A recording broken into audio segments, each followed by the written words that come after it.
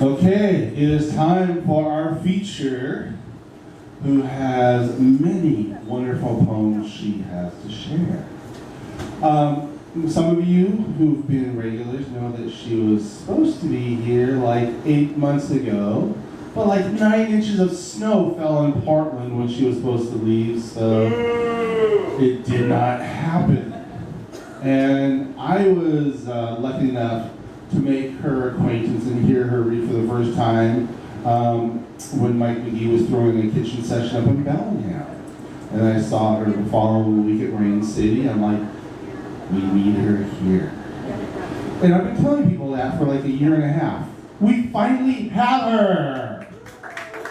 And if you looked at the little blurb, you can walk up here slowly.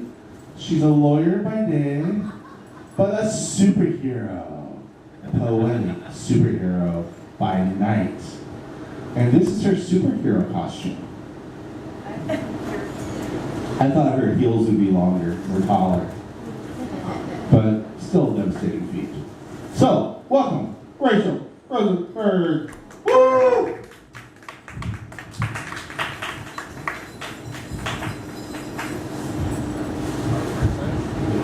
First major hurdle cleared. I didn't spill the coffee all over you as I came up here.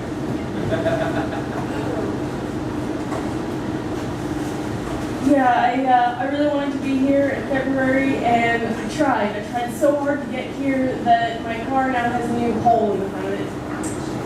So this time I took the train. Yay, train! Yay, train. Okay, so I like my features to be somewhat choose your own adventure. So, start off with A or B. We'll get to hear both mentioned. A or B. No death. Okay then. B.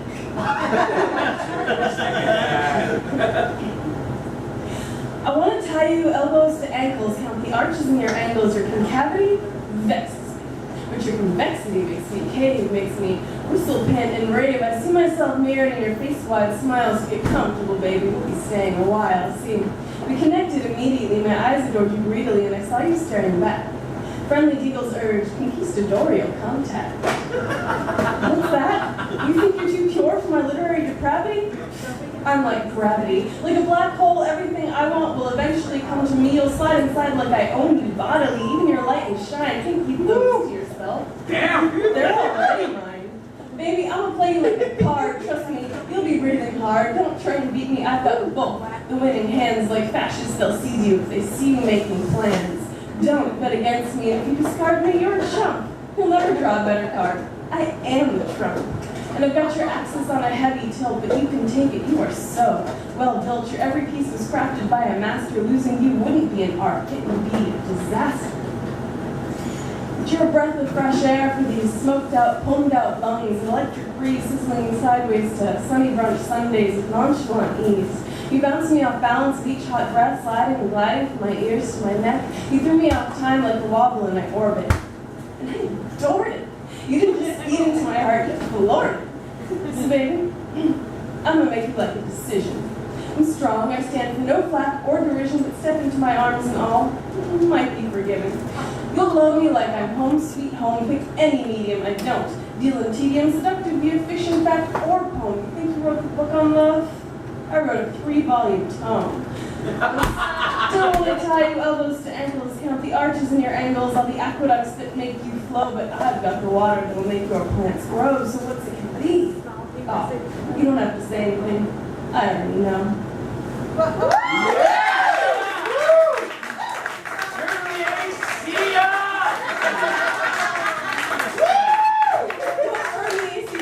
I will start yawning. It's just what it does to me, and then my throat will fog up, and then it'll be bad. So I like the AC off. The next one's about death. That would work. Well, it's a little literary. Who here has read or seen Hamlet? I love Hamlet. Okay. So the 4 of you might have joined us.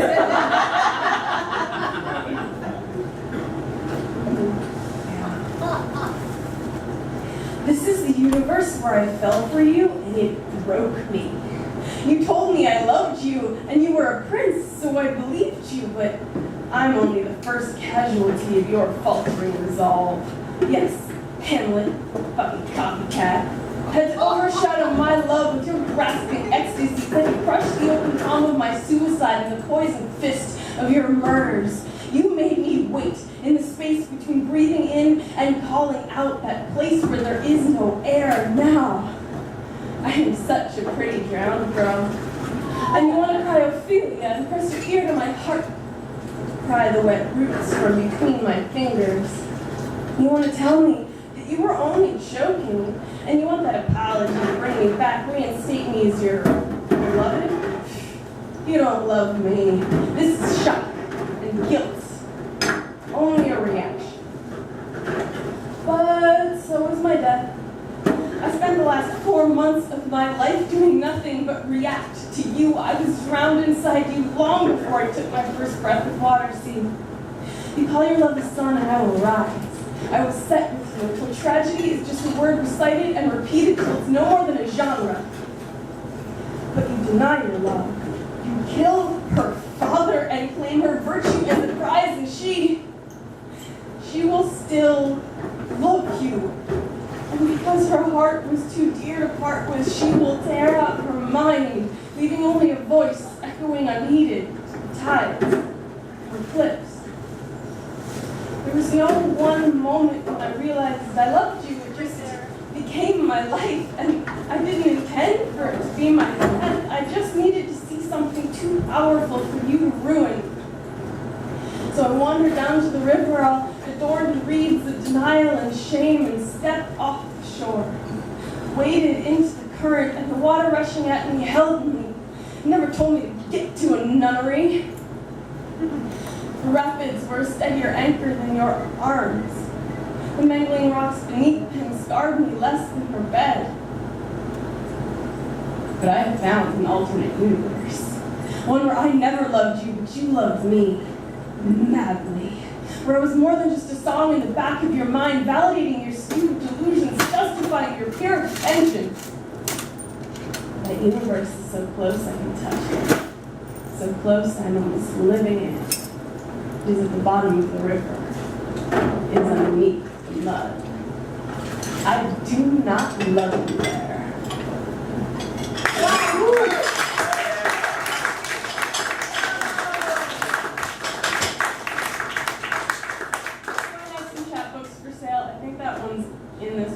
Yeah, that one's in this one. It's worth $5 just for that poem. Only $5? Yeah. Only $5. So I spent a lot of this year, since Dwayne last saw me perform, doing a lot of writing, a lot of editing. I wrote another chapbook that I submitted to a contest, so it's not here tonight. And I've been working on full-length manuscript entitled, Except for the Crushing Loneliness, Everything is Wonderful. Which pretty much describes my life. I like wine too. Yeah! My glass is empty. 3 bottles. Take me home. I'm cheaper than 3 bottles. Maybe 1 bottle. I mean. Me in the middle of 2? Yeah, sure. I wanted, like I said, choose your own adventure. A, B, or C. A is this, B is this, and then C is something new from the notebook. C. A. Okay. I hear A and C, so we're going to go with A first and then C.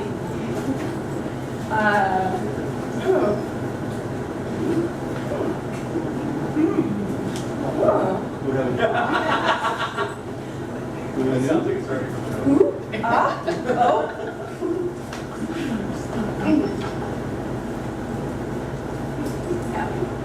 Our inspiration knits brains bright, fills fingers to sparking full, pours from us unbidden, stolen, unforgiven, warps us waxy down whipped spines, dripping genius.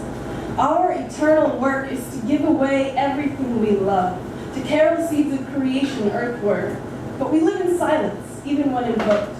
Our job is to spark your mortal lights, not to make names for ourselves. To keep us controlled, we have been crippled, our throats trap and stifle any sound louder than a whisper if it's not for your ears alone. Every pencil breaks instantly, every pen goes immediately dry. We are denied all creative outlet. But how can we refuse, fellow word lovers? Sing, O muses, help us to be like you, they cried. They want to be original and special. Their despair is uniform. You sing our silent arias witnessed in ones. We have dripped honeyed ideas onto your tongue. Spread them wide. Our Dublins deserve to be shared. Sing, sisters, tickle tease notes and jolt their dreams. Sing, maddening quiet choir, heavenly harmonizing hostesses. Rain down poetry and philosophy on worthy minds. But catalysts don't get bylines. We will never be held accountable for a single sour note. What germinates in us is born in you. Our brain-children cascade from your fingers and throat, birth an agonizing, rushing joy. We midwife muses, we cosset creative newness, but your voices make noise, your pens make lasting marks. Ours are silent and dry, living only in the instinct and the imagination. Speak for us, belt our melodies and fantasies to the globe. We serenade you this awful responsibility. We kindle in you these exalted rhythms, little sisters, and weep with joy to see vindicated in you everything that matters, even when the elucidating, extirpating upheaval of opus inception obliterates the aggregate totality of not just finesse, but life itself. Jesus. Sing, O muses, of both creation and destruction, of both embraced faith and blasted belief. Sing a symphonic round, a lie, all truth, the omnipresence of description without which there is no life. Only what is named is saved, worded and expounded and jubilant, and it was very good. O muses, never cease your singing.